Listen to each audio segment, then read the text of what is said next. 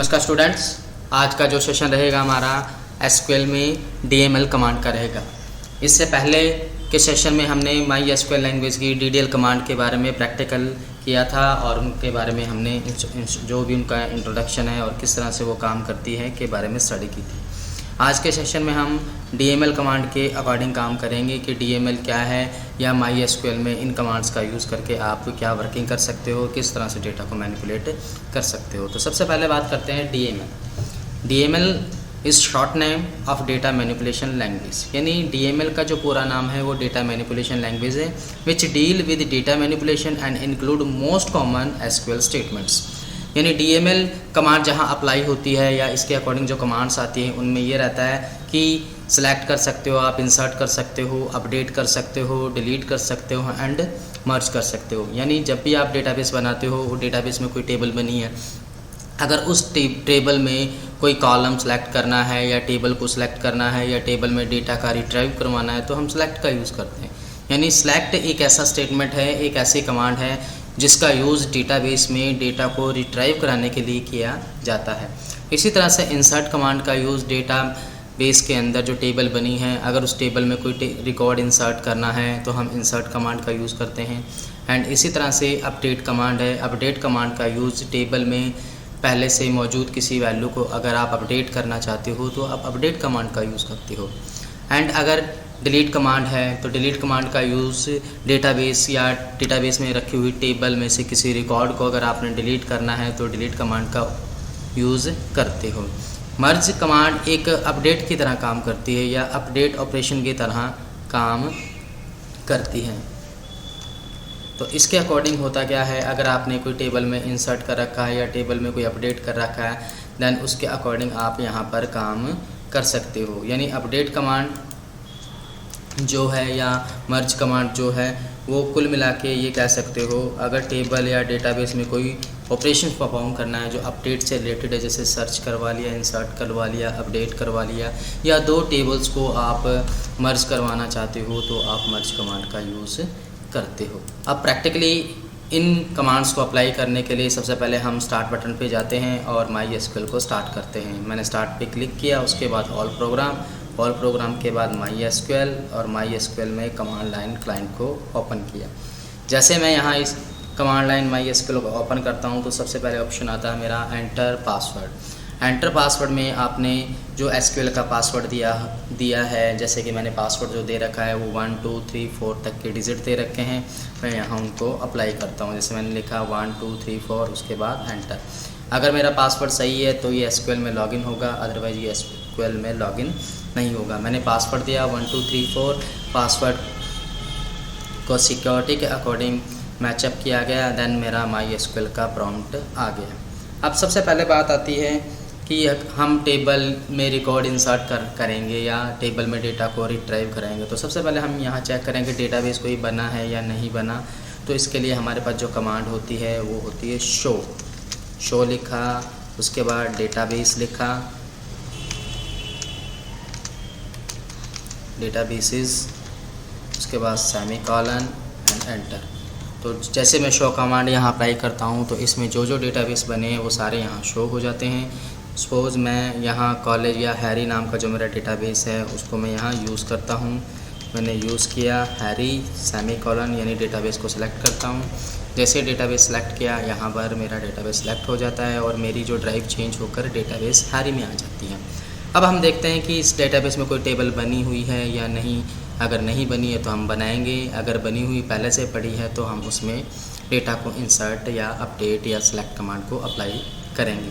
तो सबसे पहले टेबल को चेक करने के लिए कमांड अप्लाई करते हैं डेस्क, उसके बाद टेबल का कोई भी नाम दे दो या डेस्क शो लगा दीजिए या सीधा लिख दीजिए शो टेबल्स। मैंने शो टेबल्स लिखा, सेमीकोलन एंड एंटर। जैसे मैंने शो टेबल्स लिखा तो इसमें मेरी एक स्टूडेंट नाम की टेबल शो हो रही है, यानी यहाँ एक टेबल पड़ी है जिसका नाम स्टूडेंट है। तो सबसे पहले मैं उस टेबल जो कि स्टूडेंट है की प्रॉपर्टी चेक करता हूँ और प्रॉपर्टी चेक करने के लिए मैंने यहाँ डेस्क कमांड अप्लाई की। डेस्क लिख के मैंने स्टूडेंट लिख दिया और उसके बाद सेमीकोलन। तो इसका मतलब ये मेरा जो टेबल का डिस्क्रिप्शन है वो यहाँ शो हो गया, यानी फील्ड नेम हो गए, टाइप हो गए, उसमें क्या वैल्यू है, क्या की है, देन उसके अकॉर्डिंग आ गया। तो सबसे पहले मेरी बात आती है, मैं इस टेबल में रिकॉर्ड इंसर्ट करना चाहता हूँ। रिकॉर्ड इंसर्ट करने के लिए सबसे पहले लिखेंगे अपन इंसर्ट, उसके बाद इंटू के बाद टेबल का नाम, जो टेबल का नाम है, जैसे टेबल का नाम है स्टूडेंट। उसके बाद मैंने लिखना है वैल्यूज़ के बाद मैंने ब्रैकेट लगाए। अब यहाँ पर वैल्यू इनिशलाइज़ करता हूँ। सबसे पहले मैंने नेम में वैल्यू डाली, नेम में मैंने लिख दिया यहाँ दीपक, या ये वैल्यू जो दीपक है ये सिंगल कोट्स या डबल कोट्स में लिखी जाएगी, क्योंकि यहाँ पर दीपक या नेम का जो डेटा टाइप है वो varchar है, जिसकी लिमिटेशन 10 है।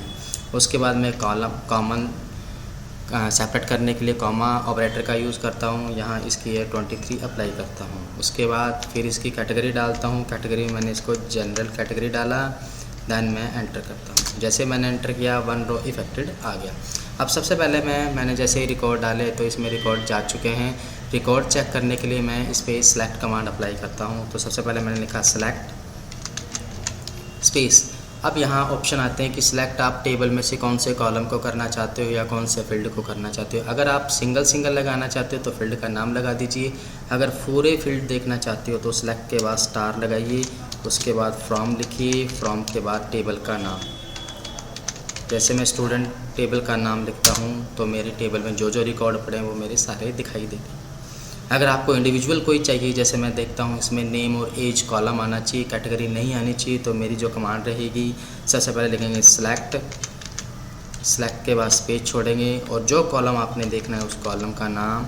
जैसे मैंने नेम और एज देखने में दोनों कॉलम को चूज़ करता हूँ। मैंने पहले लिखा नेम, फिर कॉमा, फिर एज, उसके बाद फ्रॉम के बाद लिखता हूँ मैं स्टूडेंट, उसके बाद सेमी कॉलम। जैसे एंटर दबाया या एंटर को प्रेस किया मेरे 2 ही कॉलम यहाँ पर शो होते हैं, सबसे पहला नेम एंड उसके बाद एज।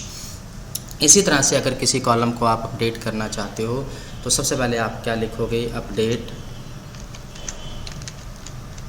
उसके बाद अपडेट के बाद आपने टेबल का नाम लिखना है, उसके बाद लिखना है सेट। फिर किसको अपडेट करना चाहते हो उस कॉलम का नाम लिखिए। जैसे मैंने यहाँ पर कॉलम सेलेक्ट किया एज, फिर स्पेस छोड़ा वेयर, एज के बाद मैंने क्या किया, age equals to age +3 semicolon. अब यहाँ मेरी एक एरर क्रिएट होती है, इसका मतलब मैंने कोई ना कोई सिंटैक्स में प्रॉब्लम की है। इसी तरह से दोबारा मैं अपडेट कमांड अप्लाई करता हूँ। तो सबसे पहले मैं क्या करता हूँ, वही MySQL का प्रॉम्प्ट है मेरा। तो सबसे पहले मैं लिखता हूँ अपडेट के बाद टेबल का नाम। जैसे मेरा टेबल का नाम स्टूडेंट है, स्टूडेंट के बाद मैंने सेट लिखा, सेट के बाद स्पेस और उस कॉलम को सिलेक्ट किया जहाँ पर आप अपडेट करना चाहते हो। जैसे मैं एज सेलेक्ट करता हूँ, उसके बाद यहाँ मैंने जैसे एज 23 लिखा, यहाँ मैंने 25 कर दिया क्योंकि 23 को मैं अपडेट करना चाहता हूँ। उसके बाद मैंने लिखा where equals to space age equals to लिख दिया मैंने जैसे 26, उसके बाद सेमीकोलन। यानी वेयर के बाद वो सिचुएशन लिखनी जो एक्चुअल में है। यानी एज में जो मेरी दे रखा है 23, दीपक का एज दिया हुआ है तो एज में मैंने 23 दिया। यानी अपडेट स्टूडेंट, फिर सेट लिखा, फिर एज जो मैं सेट करना चाहता हूँ 25 और पहले जो है वो वेयर एज 23 थी। जैसे मैं यहाँ एंटर प्रेस करता हूँ तो इसने दिखाया रो मैच 1 चेंज्ड 1, यानी एक रो मेरी अपडेट हो चुकी है। अब अपडेट के लिए देखते हैं। सबसे पहले लिखा सेलेक्ट के बाद स्टार, यानी पूरी टेबल देखना चाहता हूँ, फ्रॉम स्पेस स्टूडेंट, उसके बाद सेमीकोलन। जैसे सेमीकोलन लगाता हूँ तो इसका मतलब मेरी जो टेबल है वो यहाँ अपडेट हो चुकी। तो इस तरह से आप कोई भी टेबल या इसको अपडेट कर सकते हो। जैसे यहाँ अगर मैं नेक्स्ट 20 या 30 इसको करना चाहता हूँ, यहाँ 30 दीजिए और यहाँ ओल्ड जो वैल्यू है जैसे 25 ओल्ड है तो यहाँ 25 दे दीजिए एंड इसी तरह से आपकी जो है वो अपडेट हो जाएगी। आप रिकॉर्ड को चला के सेलेक्ट स्टार फ्रॉम से चेक कर सकते हो जो आपकी टेबल में एज है वो 30 अपडेट हो चुकी है। तो इस तरह से हम अपने DML कमांड्स को यहाँ पर अप्लाई कर सकते हैं। Thank you.